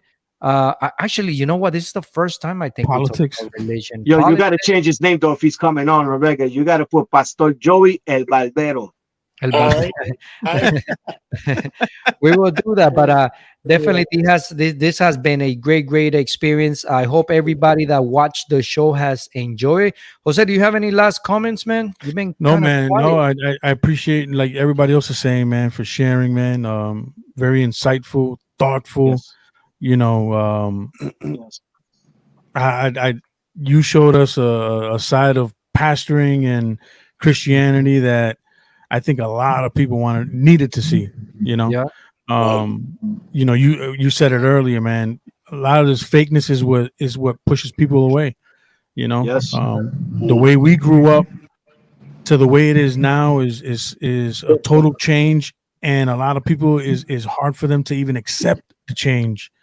You know, and seeing you and seeing the way it was before, I'll go this way all day, brother. That's it, bro. Always, yeah. I'll go Definitely. this way, because Definitely. a lot of people would, I don't want to go back to church or this and that, yada yada yada. But it really isn't the same, man. There are people that are still stuck in those eras and that belief system, but That's so true, man. like you also said earlier, accepting the change and to try to move forward with different things I think is like the way to go, man. And It's just that it's all based on lack of information. yeah, The gospel of Jesus Christ is the most Mhm. simplest thing ever. Preach Man, love. everything so freaking complicated Yeah. for everybody. It's Yeah. the easiest thing. It's the Yeah. most basic thing, and it's the most beautiful thing. The thing Yeah. is that everybody wants to make freaking laws Yeah. that are unbiblical. It is like Yeah. that. But anyway, listen. If you guys want to share my number, I think I put it around there somewhere. I was just going to ask you that if you want me to share your number, Yeah, share with the some number. people can reach out to you. Okay, If I will do that. anybody ever needs to communicate, man, y'all need a prayer, y'all need advice, Yeah. y'all need Yeah. to talk or whatever. Yeah. Thank you. My number's available. Just you guys could put it out there and text me before you call. I might be working, Mira, Pastor llame Joey, después de las 10 de la noche a nadie. a.k.a. El Barbero. Si quieres un Barbero, fade, yeah. un top fade, low fade, Lakeland. blowout. Everything. We do it all, man. We do What's it the all. shop name? 'Cause we got people here that are from Florida.